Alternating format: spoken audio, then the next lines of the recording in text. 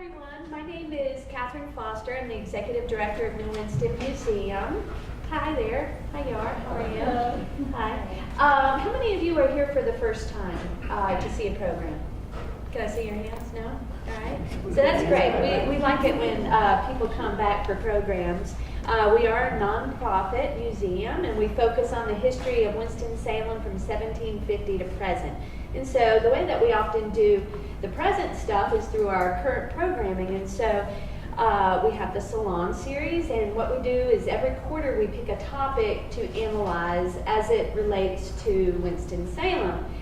And so we had this event planned last month, and y'all might remember the big storm knocked out power for a lot of places for 2.5 days, and we were affected by that. So thank y'all for your patience for rescheduling with us and being able to do it, so I appreciate it. So today is, it's part of the Disability series, and today that we're going to be talking about how the different organizations that provide services have changed over the years and also what they'd like to see in the future. So I'll go through introductions. I'll begin with Chris Flint. He's the Director of Low Vision and a Brighter Path Programming. He started work for the Institute for the Blind. Industries, I'm sorry, I just have IFB here, I'm sorry. Industries for the Blind pardon me, am I in your way? She's interpreting. Sorry, no problem. I didn't realize I was in front, sorry. Chris started working with IFB in 2003 in impulse merchandising and quickly realized that he enjoyed most was helping others who were blind or visually impaired. He then became a low vision technician and a counselor for about 2 years, a job that he grew to include developing programs for adults using computers and adaptive technology aids. Chris's work became a foundation of a Brighter Path programming. Chris developed retinitis pigmentosa at age 11 and learned that the disease was hereditary. One of the many things that Chris does at IFB is conduct sensitivity to blindness training programs offered to companies, governments, schools, and community organizations.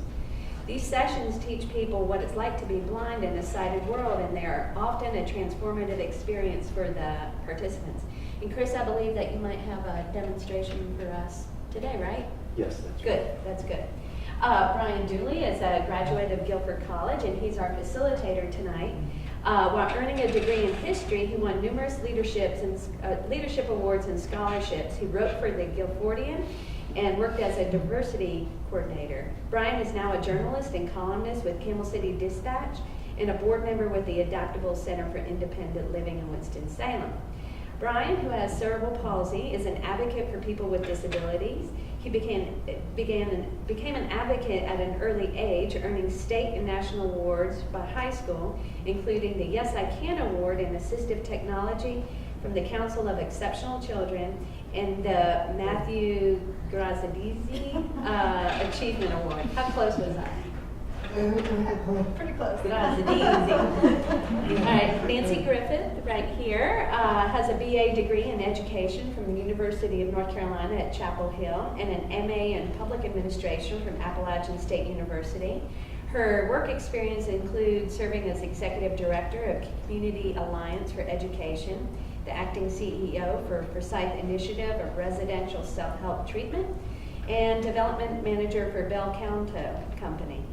Her service as a teacher in the migrant education program and as a school board member on the Winston-Salem Forsyth County Schools from 1990 to 94 broadened her understanding and the importance of collaborative partnerships with the Winston-Salem School District.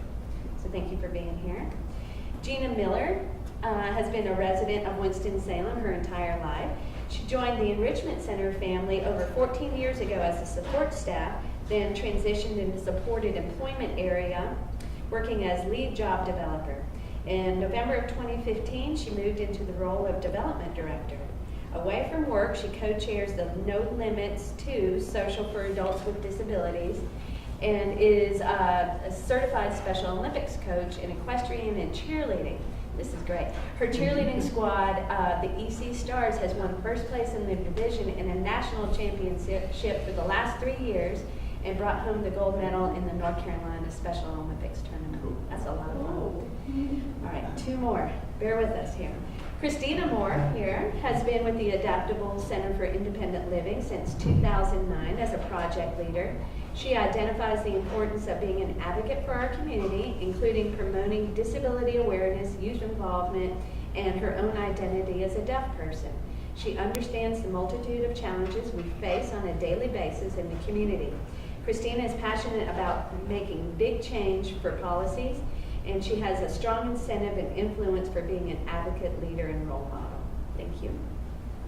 And last but not least, Mark Steele is the Executive Director of the Adaptables. Mark has many years' experience as both an advocate and a person with a disability. In 1981, while a freshman at East Carolina University, Mark experienced a spinal cord injury resulting in quadriplegia.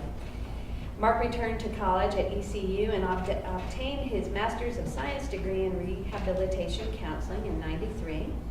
Prior to graduating from ECU, he served on the North Carolina Statewide Independent Living Council, and he went on to work for the Division of Vocational Rehab.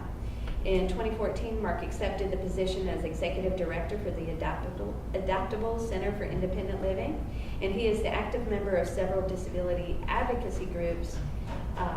And Mark is a founding member and an active participant of SpineNet, a local spinal cord injury support group.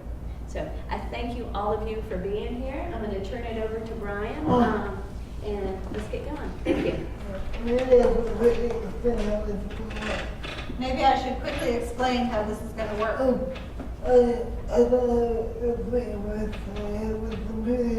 I don't have a very good speaking voice, but I do have this computer here. And I've programmed it to read my questions. So each person will take a turn answering the question that I've asked. And we'll see how it goes.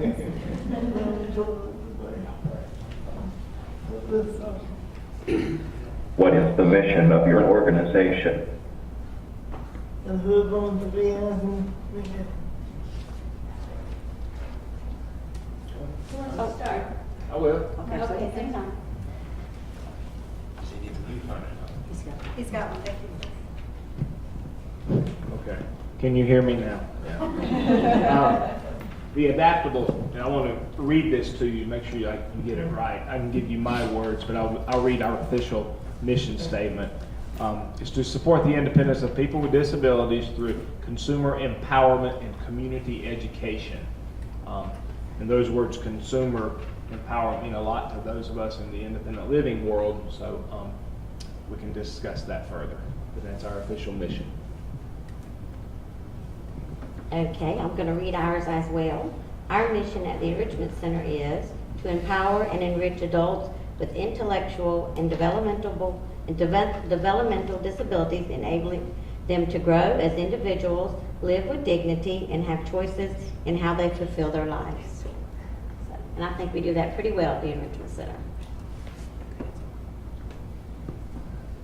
And one of the things I got forgotten now in my introduction is probably the more important one is why I'm here.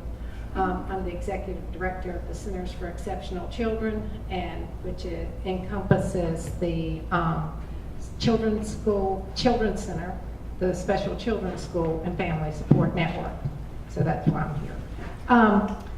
Our mission is to educate, nurture, and support children with special needs to reach their highest potential intellectually, socially, emotionally, and physically. And in the spirit of accessibility, if you would please state your name before you speak so that everyone knows who's speaking, that would be great. Thank you. Chris Flint.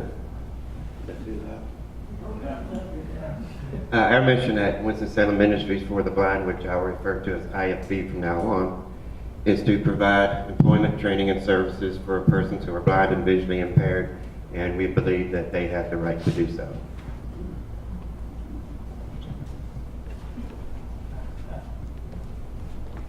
Hello, my name is Christina. I am a representative for the Adaptables also, and for the North Carolina Association for the Deaf.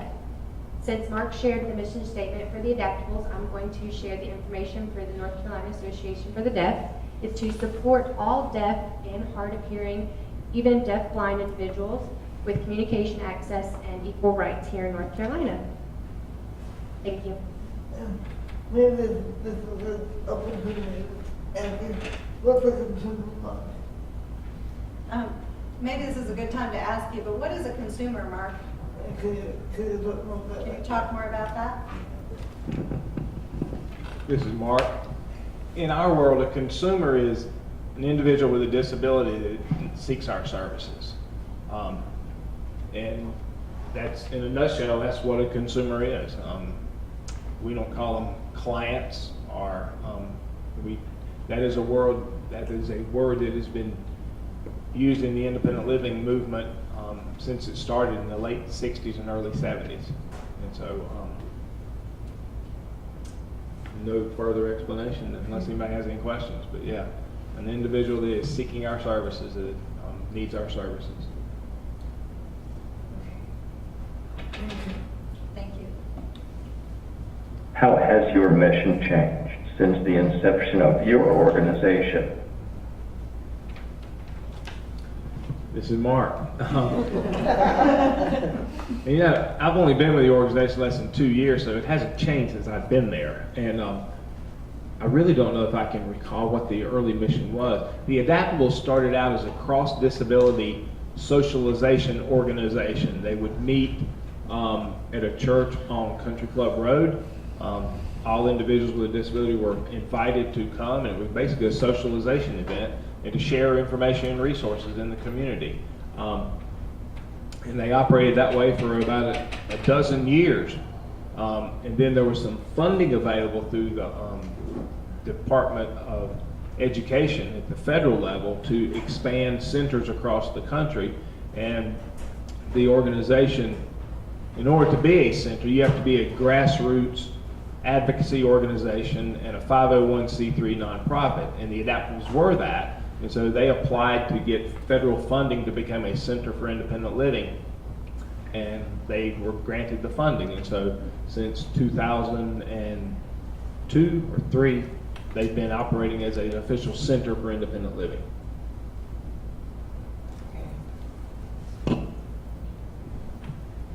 Well, the Enrichment Center, we started 33 years ago when just a group of parents got together and said, what do we do when our children are no longer in high school? And so really what we do there is we're just a facility that they can continue to grow, continue with learning, different kinds of learning. Most of our clients there have some type of artistic ability because we are art-based, but we also offer just growing abilities with daily life skills, computer classes. So it's just open to a variety of adults that are living in our community with intellectual and developmental disabilities. The Children's Center actually began in 1952, and it was created to serve children, young children in particular, who had physical disabilities. So their mission was to educate and provide therapy for crippled children. The mission has evolved over time, but really stayed somewhat the same. We serve children from birth to grade 5. We have after-school care and for families that need that, and some are wraparound care. Our teachers at both schools, the Children's Center itself serves children with more physical disabilities and the medically fragile children. And the Special Children's School serves more cognitively challenged children, children on the autism spectrum, Down syndrome, and such as that. With more children today being dual diagnosed, you have some of each at both schools. So the mission is still to provide the best early education possible and therapies possible, because they do receive therapy at the schools, in a supportive environment. So it's just sort of grown from the initial mission.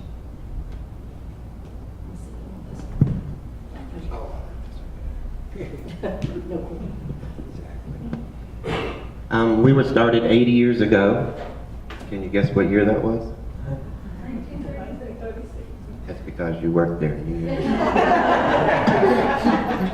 We were started in 1936 by the Twin Cities Lions Club, We were located, well, it wasn't we then, it was the Lions Club, just on the corner of, I think, Trade and 5th Street.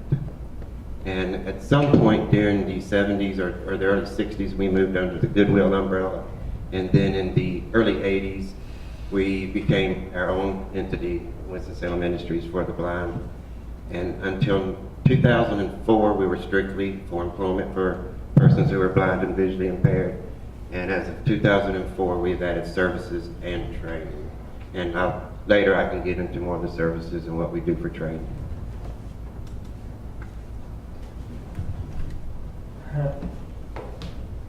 Hi, my name is Christina.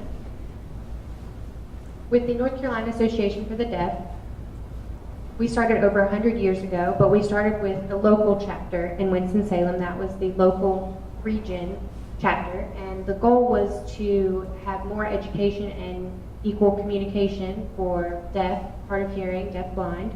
Now we encourage local funding, people who just donate and are advocating for these people. I remember when the ADA law in 1990, they now provide equal access for communication.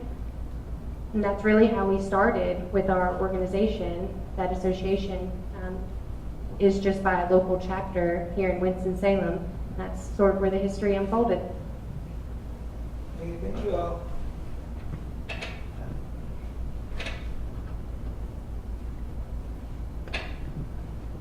What does it say about our community of Winston-Salem that we have an organization like yours?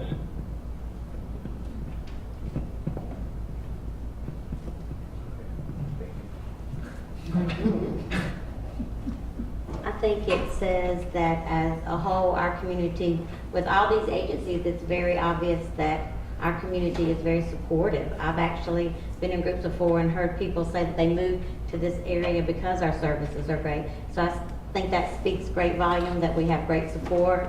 That's kind of where I think we stand. Yeah, this is Mark Steele.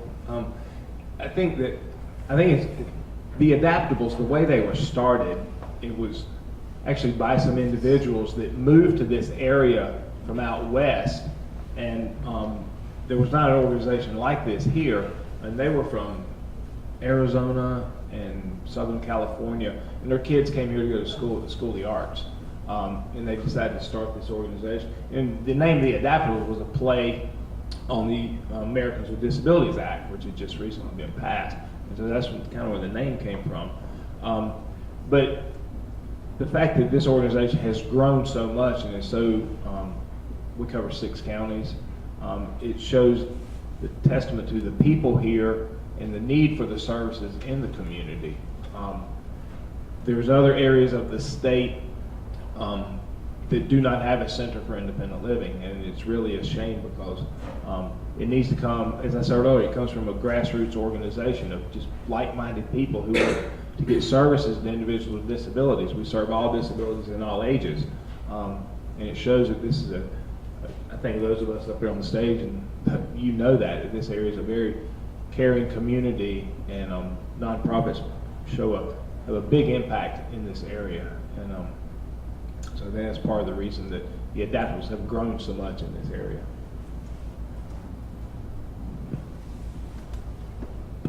This is Nancy. I think our community, as the others have shared, do have a very empathetic and caring heart.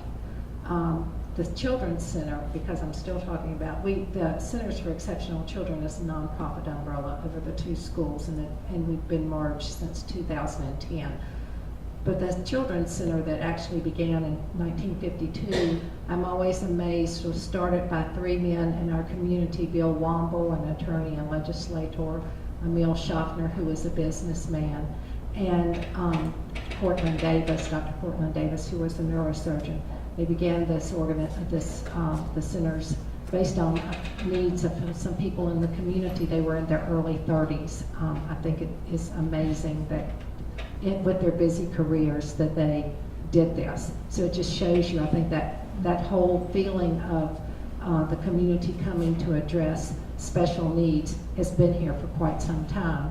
The same is true for the Special Children's School. It was born from 11 churches in the northwest section of the city who believed that there was a need for children that weren't able to attend the Children's Center because there were restrictions on it in early inception about being for physically disabled. So they were trying to do something for the cognitively challenged children. So, you know, these entities are born not just for the people that need them, but by people that take up the calls on their behalf. And I think that's just a statement about our community.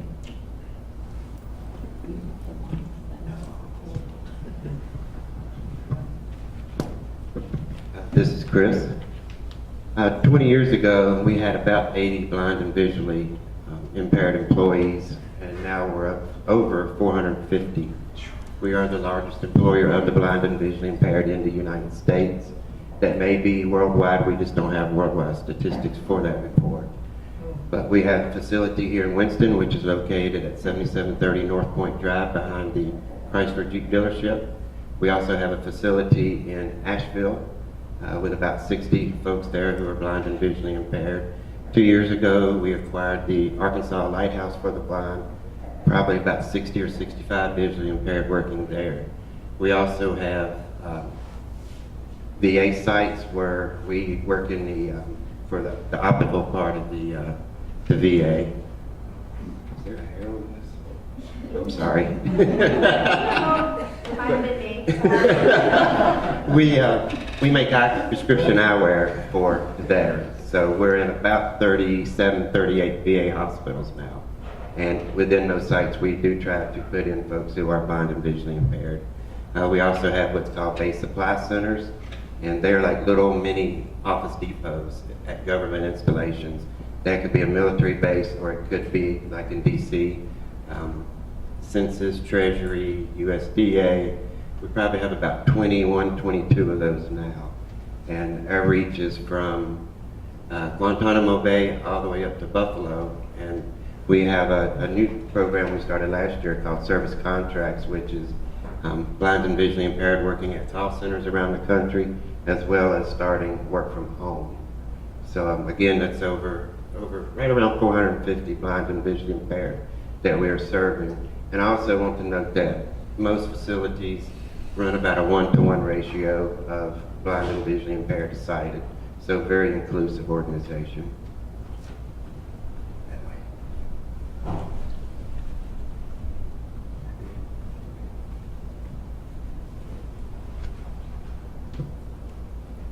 This is Christina. With the North Carolina Association for the Deaf, we started the local chapter, and then we initiated at a state level and a national level.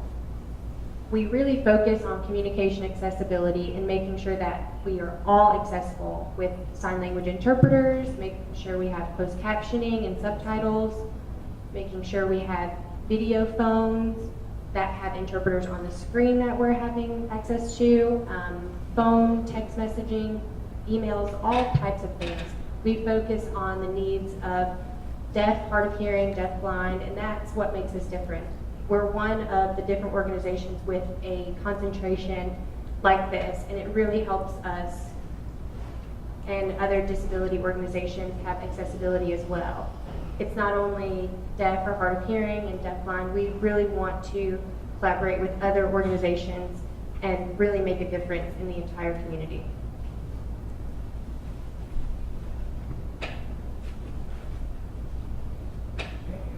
Thank you.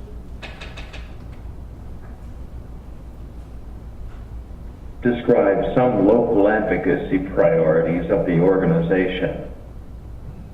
Or local programs. This is Mark. That's a long list. Local advocacy. Where do you start? I will say that we, the Adaptables, are part of the Independent Living Network of North Carolina, which is 8 centers. And we recently went from the mountains to the coast and did public hearing to hear what citizens wanted to see. North Carolina, all states have to do what's called a state plan for independent living. And it's a report, it's a 3-year report that you give to the federal government that says how each state is going to address the independent living needs of people with disabilities. And so when you're writing that, you have to get input from the citizens of the state. And so we went from the mountains to the coast and had these public hearings, and the things that you hear about in that, the number one is transportation. It's tied, transportation and then affordable and accessible housing. And so we do a lot of advocacy in those realms, and that's a constant. It seems like every day you're getting a phone call about someone that's needing housing, or they're having a problem with accessible transportation. So those are two topics that are always near the top. Mental health services is another big topic. I think if you read the paper, you hear about all the changes that are going on in the mental health world. And that is one area that we're trying to focus on more of.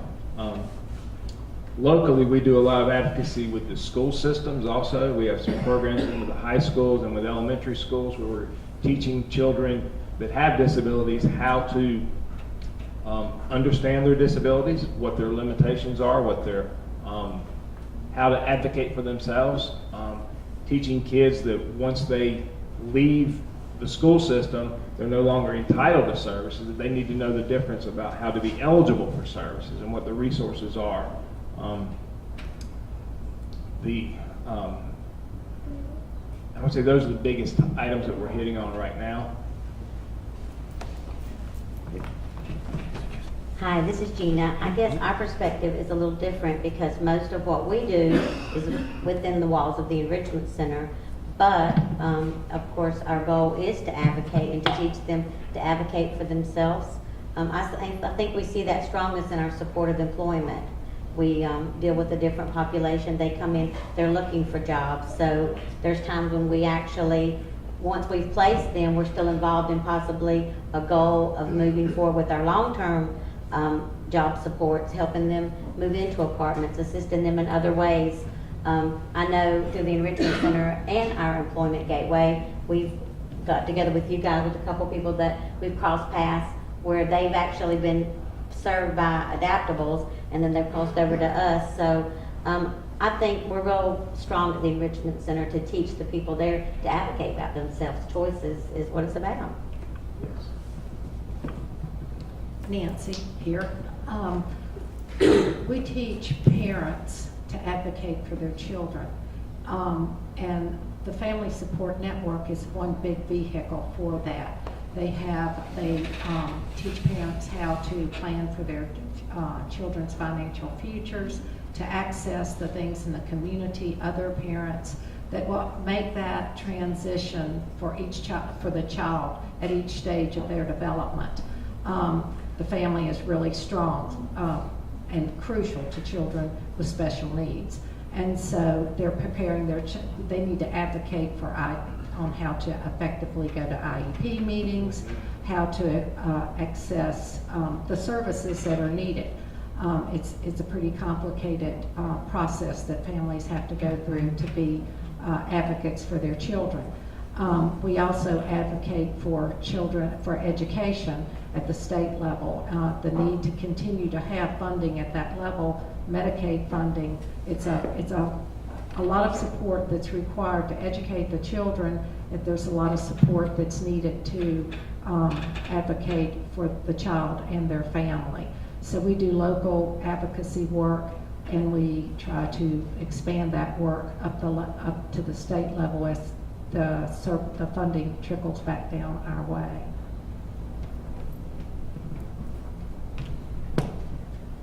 Chris again.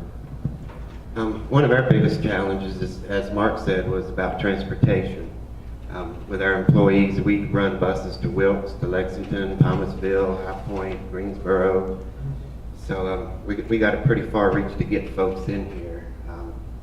Last year we hired right up 200 people that moved here to Winston-Salem area, which is really cool, especially with the multiplier effect. Also, when you try to find jobs for people who are blind and visually impaired, it's difficult. All jobs are pretty much made for the sighted community.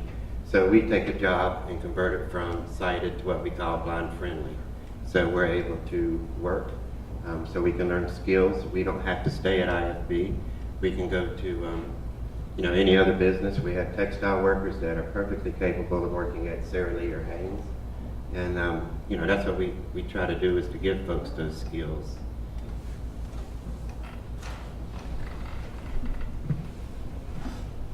Christina speaking. With the local advocacy, we really encourage our preparers to be able to self-advocate for themselves, especially with the ADA law. We want to focus on local businesses, doctors' offices, and educate them to hire qualified interpreters and make sure that they have that in a local and a state level. But really, in the state level, we're pushing with qualifications, certifications, making sure that these interpreters are qualified and they have these different levels. We're really pushing to have qualified services as well. And we are pushing legislators to accept and continue licensure for the interpreting board. They're actually thinking about doing away with the North Carolina licensing board because they don't want to spend time or money in training and making sure that interpreters have licenses. We are really trying to prevent that from being banned and encouraging to keep that. If we don't have a licensed interpreter or translator, that means any local business school can hire anyone that feels like they know just enough sign language and they're not exactly fluent in American Sign Language. We're really working hard to prevent that legislation from going through. With the state level, we're also fighting with the same idea for educational interpreters, making sure that the students, whether deaf, hard of hearing, can have qualified interpreters in their school. That's really our priority right now. That's our main focus. I don't have a question now, but do you want to talk about any of your organizations? I don't have this question written down, but would you mind talking about some of the challenges that your organizations are facing?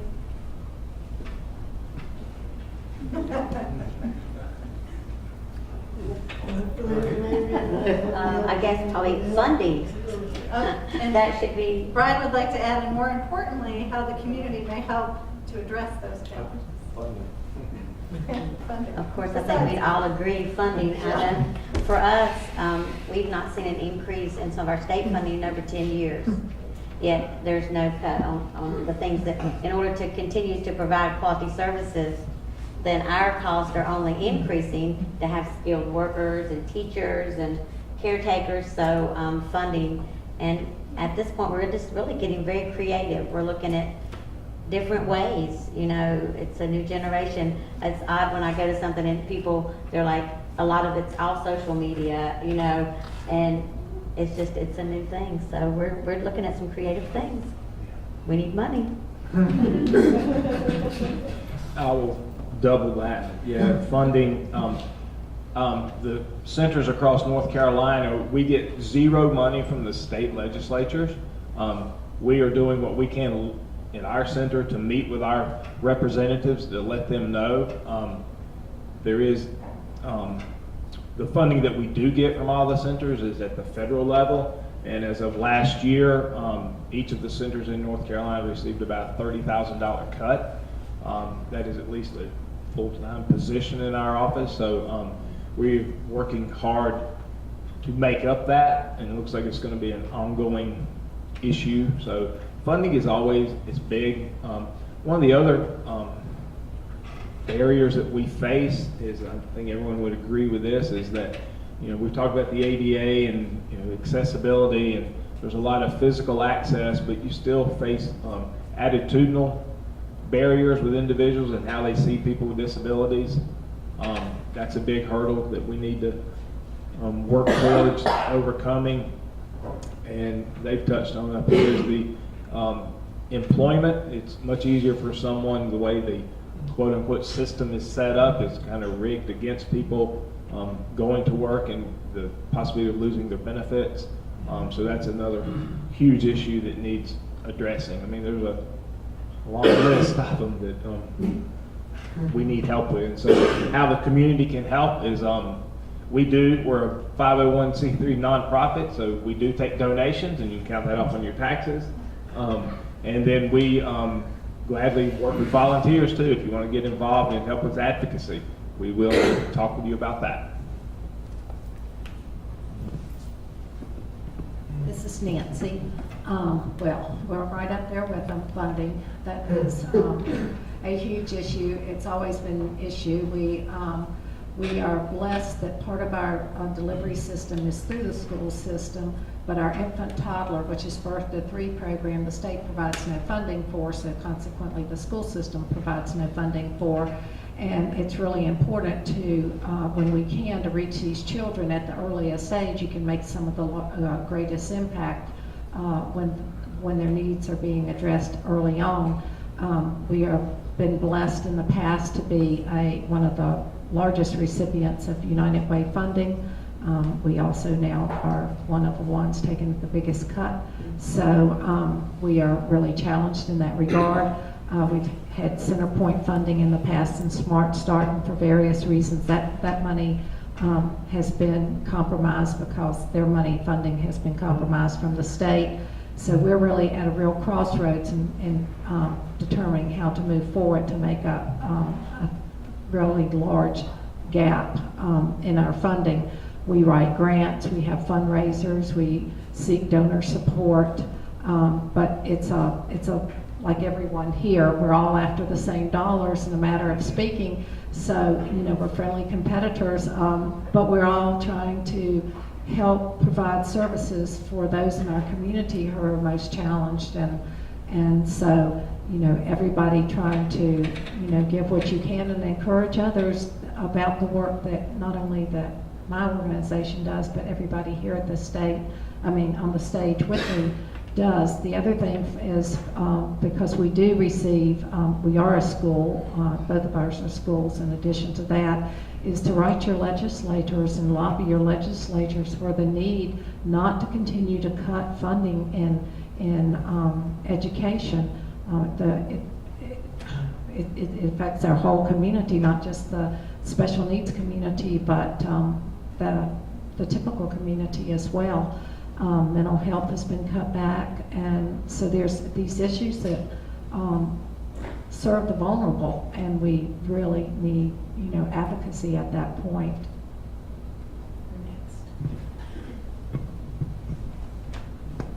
This is Chris again.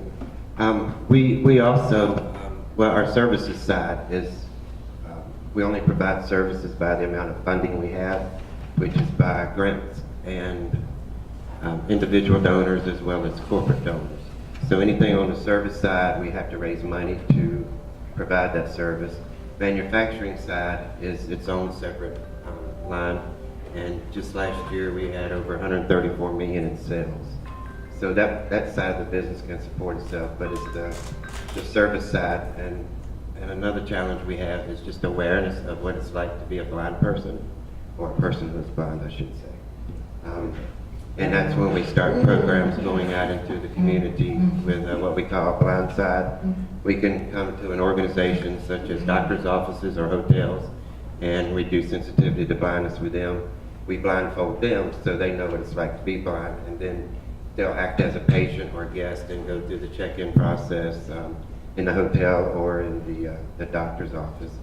So there's a lot of challenges, again, with transportation, just the awareness in the community that people who are blind and visually impaired just either stay at home or we're selling pencils on the corner.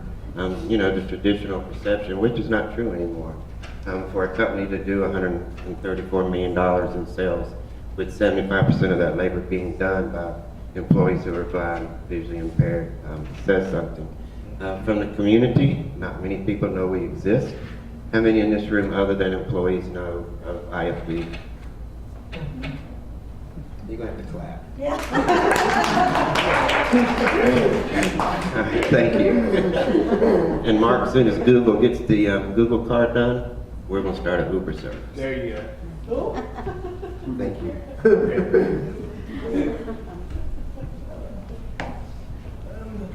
Give us clarification, someone explain representing. Oh, just as an aside, Chris, you just corrected yourself to person first language. Could you just briefly speak about that? Well, I prefer to just say blind people. Yeah. Do I need a microphone? Yeah. Okay, thanks for that support. Yes, and I'm just an old country boy anyway, but I do get corrected a lot on saying persons because it's person first no matter what you're talking about, whether it's a disability or race, ethnicity. And I hope it doesn't bother people. I don't mean anything offensive by it, anything like that. You should hear some of the things we call each other later on. And Mark, y'all probably have some nicknames for each other. And you know, we call you folks that see, we call y'all sights. But I guess we need to be politically correct in the world, but sometimes I feel like that limits you, so you need to break out of that PC shell and do a few things you shouldn't do that people don't think is right, but we do know the end result is positive. And Anastasia, you might talk about that later.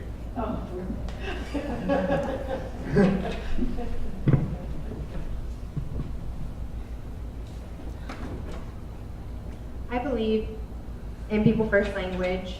I do believe that we should all be equal, not just diagnose you from your disability, and I believe that we are a person first more than anything, and I do use that just myself. We shouldn't be branded by our disability. So thank you for explaining that. Anyway, back to the other question. So the challenge of the National Association for the Deaf, NAD, at the state level, they feel very comfortable.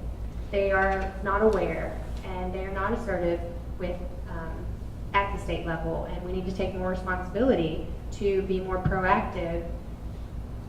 We need to be creative, and we need to collaborate with other organizations instead of being a separate identity. You know, whether you're deaf, hard of hearing, or deaf-blind, we need to be able to branch out into all these different kinds of disabilities. So we struggle with support, awareness, and again, always funding. Also, this is a volunteer organization as well. That is our biggest challenge, finding volunteers. We are very grateful for the local chapters we have here in Winston-Salem, especially. We are providing education and training, and we're giving them opportunities to advocate for themselves, to be able to know what's going on and to network and reach out to other people that have these disabilities or not.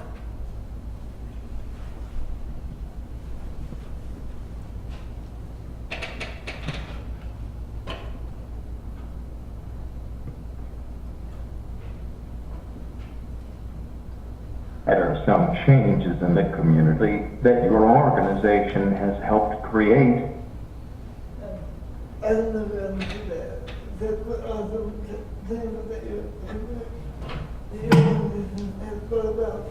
What are some of the changes that your organizations have brought about in the community?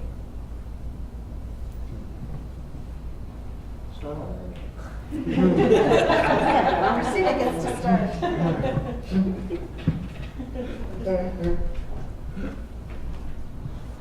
So one of our changes is making sure that we get qualified communication accessibility, whether that means interpreters at the local or state level, and even at the national level. It's the same goal, communication access. The change is we have qualified interpreters now. That's our biggest change. So you've actually accomplished that. You have certified interpreters. Yes, but right now we're in the middle of a state legislative battle because they are trying to omit the licensing board for interpreters and translators. We're trying to prevent that change because we see this value. We now notice that our communication has escalated and we are becoming accessible, but at the national level, they have different barriers and legal issues and laws that are trying to prohibit this. We need to start at the local and then end up at the state to be able to fight the federal. We have to have these certifications, and that's how we can have accessible communication. We want to have a voice.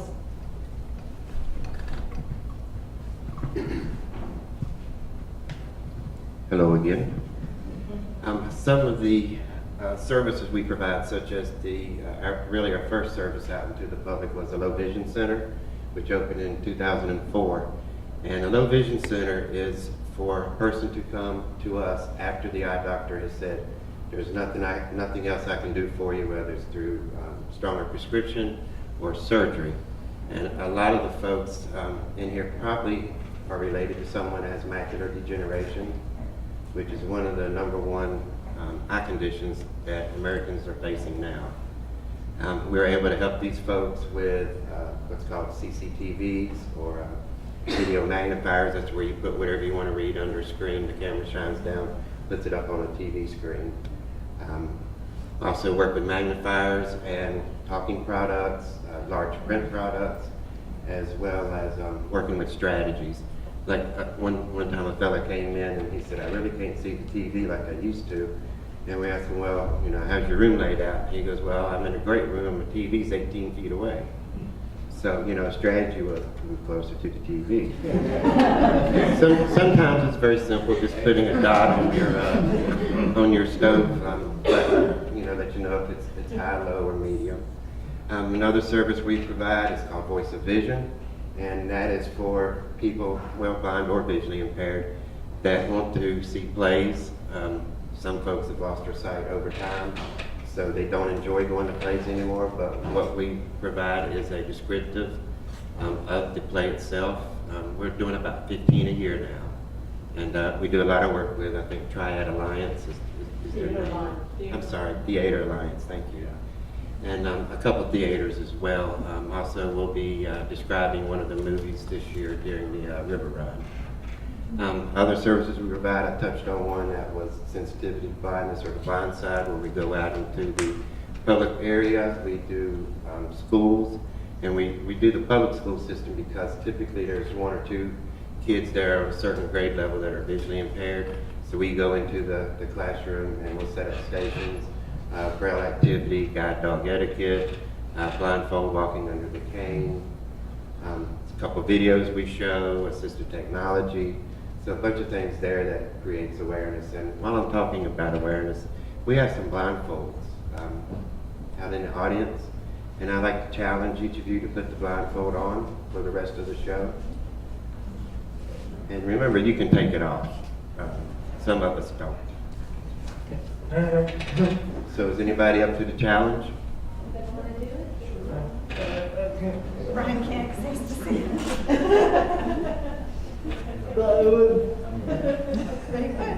And while you're accepting the challenge, some of the other things we have done for the community, we have started a summer camp program for kids blind and visually impaired. Here in Winston for the month of July, we do same thing with the Asheville kids. And also last year we started a new program called Adventure Camp, where kids who are severely blind, visually impaired, we going to the Nantahala Outdoor Center and spending a week there doing whitewater, fishing, hiking, zip lining, all kind of activities that otherwise, if it wasn't for the foundation and the folks that volunteer for us, would not be possible for kids. We also have an after-school program for kids who are blind and visually impaired, and we're in our 3rd year of that. Okay, you got your blindfolds on? Yes, sir. Can you tell me what time it is? 6:10. Is that close? No. Now it's about 6:30. That's You just guessing, Mark? Yeah. Oh. I don't know if you had something secret over there or not. My Boy Scout day. You're looking at the setting sun, you can tell. There. No, I got a blindfold on. So, I just want you to, with the blindfold on, in a few minutes, you're going to start hearing things better. It's not that your hearing is better, you're just relying on your hearing since you've lost one of your senses. And can you hear me? Some of the other things we do, we have support groups at Industries for the Blind. We have what's called TAD room, and that's a multi-purpose room we use. So we run like glaucoma, diabetic retinopathy, diabetes, retinitis pigmentosa. We also have other activities such as Toastmasters, which we were the second Toastmaster chapter chartered by persons who are blind and visually impaired. And we just had a competition just a couple of weeks ago. We always place somebody, at least we make it to the state level. We haven't gotten beyond the state level. But just to show you that just because you are blind or visually impaired or have any other disability, really nothing should stop you. You should at least try it one time. And that's pretty much my philosophy on life. Well, everybody with blindfolds didn't know that I have 2 microphones. This is Nancy. That's all. You can hear me double. One of the things that I think that the Centers for Exceptional Children provides is the opportunity for the community to understand that children that have special needs are really no different than other children. Their limitations make them do things differently. We look at things as possibilities, not limitations. One of the things that you will see now that you wouldn't have seen 50 years ago is you will see children in school. They're not left at home. You see them receiving different kinds of therapies, participating in activities that they might not ordinarily participate in. We watch children grow. We watch Brian here, who went through our school. If it wasn't for schools like this to enable children to understand that there's a world of possibilities beyond their limitations, we wouldn't have Brian over here doing the things that he does. Assistive technology, I always have trouble with that. Is really a huge thing for our children and for children that have disabilities. Their world opens up. I tell everybody that you can't imagine what it's like if you have regular children to not be able to swing. Our children can swing. They have specially made swings. They're swings that wheelchairs can go into. We have they learn just skills through adaptive technology. I don't know if the battery went. The next one. So it's I think just opening up the world for children allows them to do the things that many people would have thought not possible. And it's an expensive venture. Most things that have to do with disabilities does have a price tag that comes with it. But just in having schools like this, organizations that focus on people with disabilities, enables them to open their world up. And so I think that's the role that we are playing. We're educating, we're giving children the confidence to go out and meet issues the best that they can. Our schools actually have children that are challenged with sight, challenged with speech, challenged with hearing, challenged with communication. Some of the children, their minds are great. You got to open their world up. And I often use Brian as an example because there's so much in Brian, but if it wasn't for the use of technology, it would be trapped in there, and what a loss that would be. Thank you.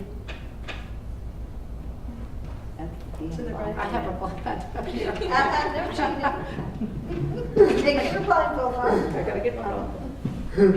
Have your seat there a little bit. This is Gina. I think maybe with the question being, how have we changed? Wow, we're changing every day. Of course, when the Enrichment Center started 33 years ago, it was just a group of parents. And one of the ways they supported themselves was they started with like a small thrift store where they sold some crafts that some of the participants of the program made. And then of course now today, not only do we have a day program that's evolved from just everyday basic skills and crafts, we have a culinary arts class, and they now presently are out in the community. They actually do a lot of catering within the Enrichment Center. Any events that go on there, they do the food, and they do a fantastic job. They now have a cookbook out.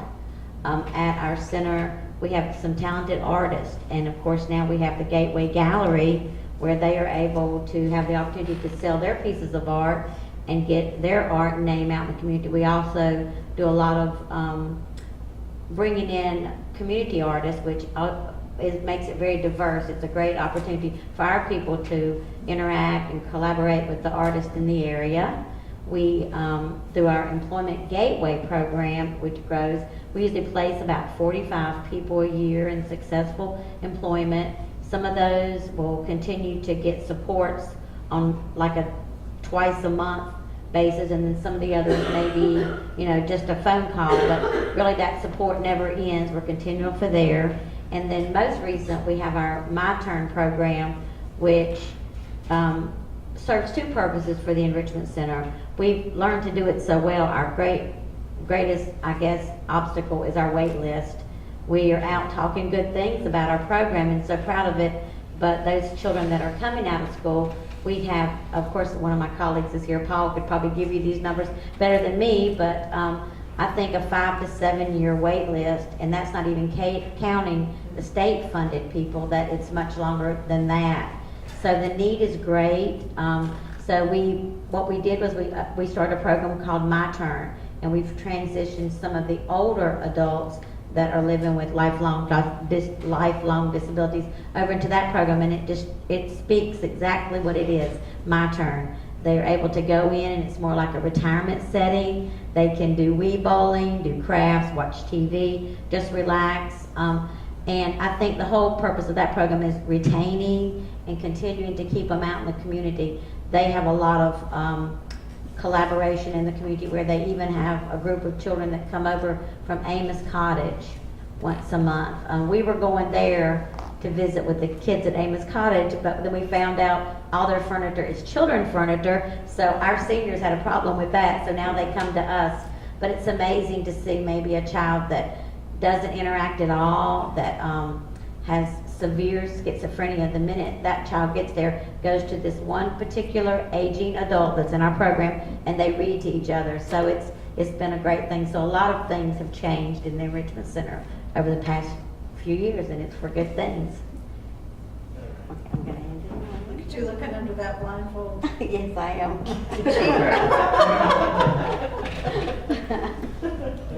am. This is Mark with the Adaptables, and the Adaptables, I think how things have changed here is what we do is, beyond just the advocacy that we do, one thing that we offer is we offer businesses and schools and any organization that would like to know how their building can be more accessible, and we do that routinely with businesses and organizations around town, and that we can go in and make recommendations how they can be more accessible to all individuals. And so we've had a big impact in a lot of places. Most recently, we were at the Ronald McDonald House and made some recommendations to them, and they followed up with it so that people that are coming in town and need to stay at Ronald McDonald House, now there's more available for individuals with all abilities. But I just think with the Adaptables being there and just being a voice for individuals with disabilities that may need some advocacy and may need to just find a resource in the community. We get calls like that all day long, and oftentimes people, they may call us, and it might not even be something that we routinely do or know anything about, but we always leave that person with some bit of information and some resource that they can follow up with. And oftentimes they'll just say, well, thank you for just at least answering the phone, because they get so tired of calling around to organizations and somebody won't even answer the phone. So I think just being there and being a voice for individuals with disabilities is very important.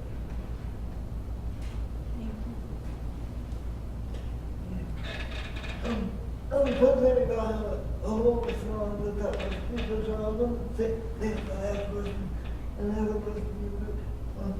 What are some things that were in the future? There are a lot of questions that everyone would say. Hang on, that's a lot to translate.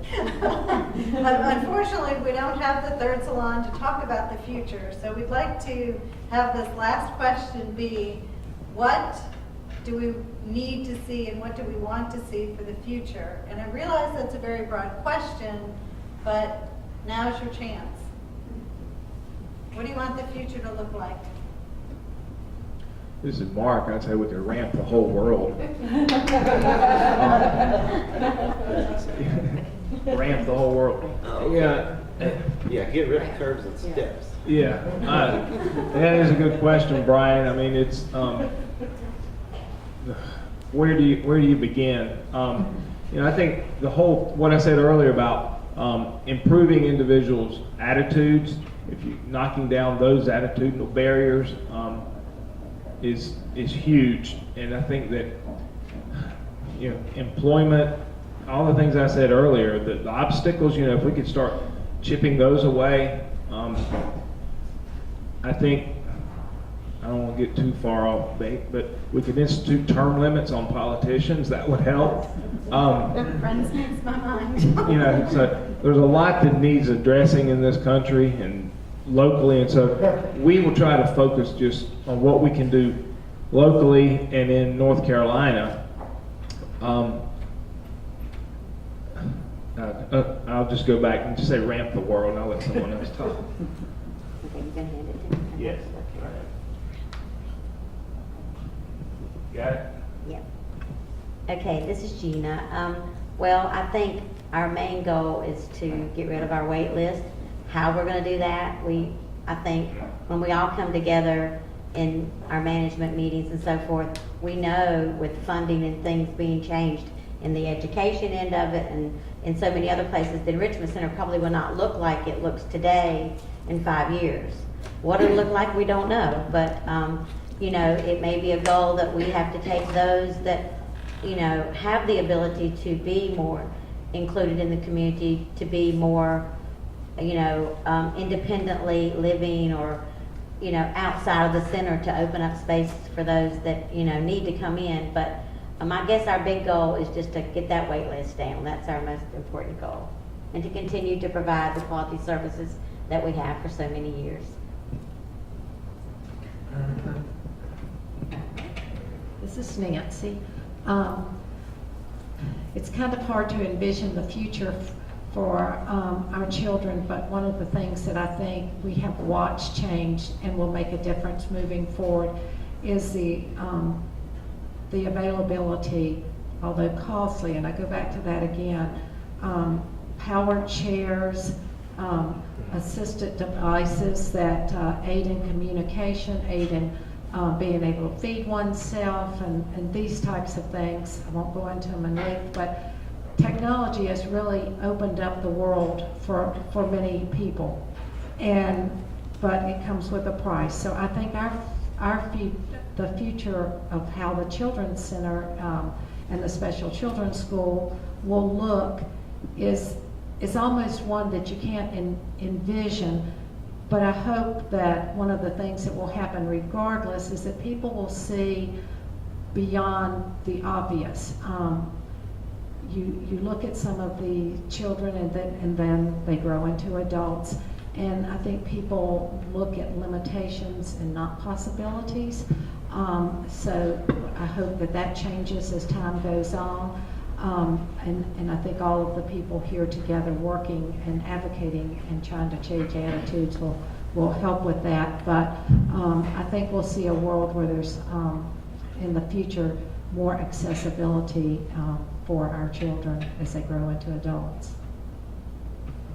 Chris again. One thing we see, assistive technology, which is a great thing. However, with the assistive technologies, Nancy said some bad things come with it. That means children are using Braille less and less, as well as adults who have lost their sight later in life. So to learn how to spell, you've got to feel the word, or if you're sighted, you see the word. And some of us aren't getting that anymore just because of assistive technology. And I'd also agree with Mark about ramping the world. And I don't know if anybody from the Winston-Salem government's in here, but downtown's really terrible to navigate for blind people, or for people who are blind. There's just stuff everywhere on the sidewalks. There's grates, cracks, a lot of outdoor cafes, which is nice when you're sitting at the table eating, but if you're not, you're trying to get around them, it can be kind of a hassle. Also, Winston-Salem is not that good with sidewalks. Fortunately, up around our agency, there are several apartment complexes, and we were able to get help from the city to put in several sidewalks, so that helps our employees get to work. They can get to work on their own, which again is, a form of independence, and we did go advocate for those sidewalks to make our life a little easier to get to and from work. Also, the city put up a beeping crossing light for us up at the top of North Point and Bethabara. So that's good, and I think that's about the third one in the city. The original one was down on the corner where we first started back in 1936. But the future is really hard to say. You can see what has happened in the last 5-10 years with technology. Also, you're looking at all the baby boomers. They're starting to have trouble with their eyes and doing business with their ears as well. So a whole lot of people are living that didn't live this long 20, 30 years ago, and that's making a big difference. People are working longer, or if they can't work, they need help. So a lot of things in the future that we just don't know. Our plans is to go forward and provide service we have been, and being able to meet the needs of, or help the people with needs that come up in the future that may at this point not even be identified.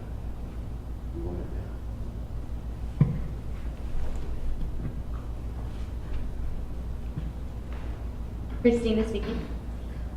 Yes, everyone pretty much has talked about this perfect future. With accessibility, no limitations, that would be wonderful. It's just this great vision. I believe that it can happen if we all, everyone, disability, no disability, whatever, what have you, just go ahead and collaborate with each other. We can have this beautiful future at this local, state, national level, all over the world.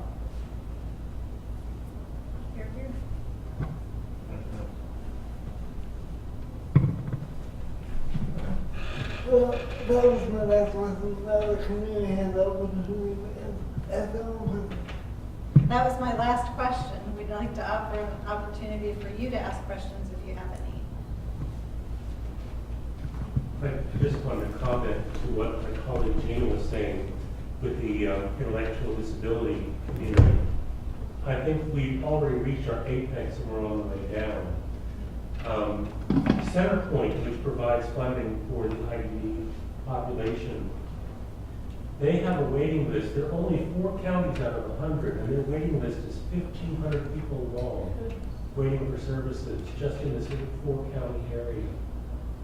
Our waiting list is 80, and there's simply no funds for those individuals.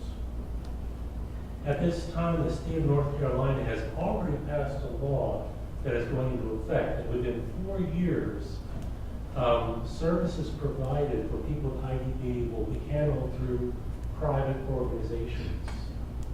Those private organizations will give services in a capped pool of money, so that if a person with an intellectual disability, if they have surgery and it costs a certain amount of money, that comes from one pool, and they'll have less dollars to take care of their intellectual disability. They spend all of it on something, they'll have no money for the other. If they don't spend all their money, it'll go into a profit for the independent distributor of the funds. So literally, they're putting a cap on services, and they're also going to take away from services by including their medical needs in that pot of money. And we don't see things getting any better. As far as us, Gene was saying, in 10 years, the state has not raised what they compensate for the services we provide. We've had a major funder for 31 years. 2 years ago, they dropped funding to us by $150,000. Last year, they dropped funding by another $150,000, and this year they dropped funding by $50,000. And there simply isn't, there aren't other sources. We're just simply making do, trying to provide the same level of service. So it's getting desperate for our population. And we also find that, like in the education part of it, a lot of those grants and opportunities, they want to see a progression of, if you're teaching a class, and most of our folks were retaining, and so it's hard for us to get that monies there because what we do well works. And so how can we come up with a new program or change what's works, So that's another hard thing that we're up against. They're holding us, Medicaid are now going to hold us to a metric along the medical model. If you break a leg, your leg heals. Unfortunately, someone with an intellectual disability, someone with a very low IQ, that doesn't get healed over time. All we can do is increase the quality of life through different interventions. So it just remains to be seen what we can continue to provide this population. Thank you. Anyone else? Yes? This is Allie from Allie McCauley Skyworks. I had a question for Mark. Are there some, do architectural firms, are there some specific firms, you don't have to name names, but that will consult with you when they're in their initial designs? It sounds like a lot of what y'all do is kind of retroactive to go to a building that's already in existence. And they are already in existence. I'm glad that people are coming to ask for your advice and changes. But in terms of getting it from the ground up, are there some, I guess I don't know exactly how to ask that. Are there some firms that are better than others about being inclusive in their designs? Or? No, they're not. To be honest, no, they do not approach us. We do get some, occasionally with the city, we get involved in some design work, but that's very rare. And that's been something that's on my agenda since I've been there, to get more involved in that. But architectural firms, no. Architects like to make things pretty, and they don't like to consider accessibility, but you can combine the two, and there's easy ways to do, maybe not easy, but there are ways to do that. So yeah, that is something that we will try to work on moving forward too. Yeah, because it's much cheaper to build it into the design from the beginning than to go back and make modifications later. But that's most of what we do is make suggestions and recommendations on how to make modifications to an existing structure. NC State in Raleigh does have one of the only universal design programs where you can actually get a degree in universal design. Yeah. So I think there has been a little bit of movement in the right direction, but they're a great resource too. Yes, they are. And if I can add, when I got to Industries for the Blind in 2003, there was very little accessibility to our building. There was very little accessibility to our building, and so we started saying, well, why don't you ask people who are blind, what we think. So it's taken a while to get the CITES on board, but we have them on board. We now have, we'll have carpets in certain places to mark where doorways are. We have the bump tile to let us know where doorways, intersections are. In 2012, we built Tracy's Little Red Schoolhouse. And I encourage everyone to come visit us, especially you, Mark, and your folks. And check out the Little Red Schoolhouse. It's built with blind and visually impaired users in mind. We got textured floor from stone to carpet, and all these different textures signal something for us that we can feel with our feet or with our canes. So the best thing to do when you have something like that is to, well, like you see a new building going up, stop by and say, hey, what are you doing to make this fully accessible? Yeah. Maybe we could use child psychology to reinforce good behavior by giving an annual award for the best design. Get them on television and take their picture. Right. And Mark, you may be able to answer this question. The Barrier Awareness Week or Day. Yes. Does the Mayor's Council still do that? I know it stopped for a couple of years. No, they are doing that this year. Information will be coming out. It's going to be June 3rd, and it's going to be at Senior Services, where we'll be based out of.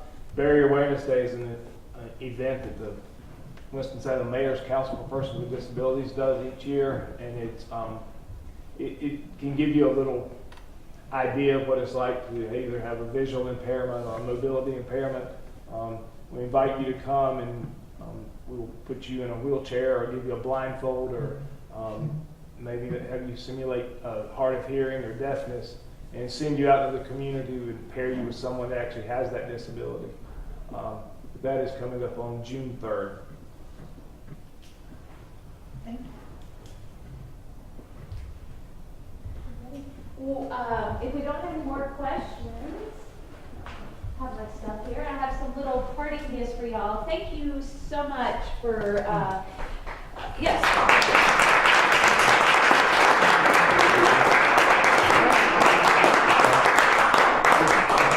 We really appreciate y'all taking time out of your, I'm never in the right place, taking time out of your busy lives representing your organizations. I'm just so thankful to know that each of these organizations is out there in Winston-Salem, and a ton more that provide really good services. I'm a particular fan of Group Homes of Forsyth.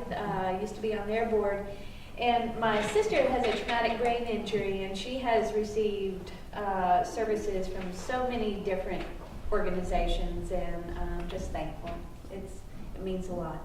So thank you, each of you. When they give you something, this is our, this is a poster and a bag. I'm so sorry. Jeepers. I'm going to stand over here, Mark.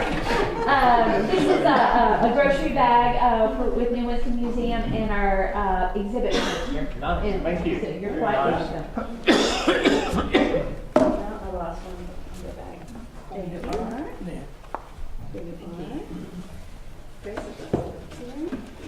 Thank you. Thank you. Thank you. All right. I'm sure you might want to ask more questions or just visit, but thank you. Thanks, everybody. I wanted to say one quick thing. I would ask Catherine if I could. As I mentioned, I work at Skyworks, and we're having an accessibility, we spelled it ABILITY in capitals, Accessibility Day on April 10th. And so I've already spoken with a few of you, but we would welcome any participation from any of your groups. Some of the activities you mentioned to raise awareness would be wonderful. If you want to just take one of our calendars, it has the date and time here. I have a few back there and a few here. If you want to take a few and take them and distribute them, that would be wonderful. But we're hoping to raise awareness and build community is our subtitle. Thank you. And if you just leave your blindfolds on your seat, you will watch those at the end.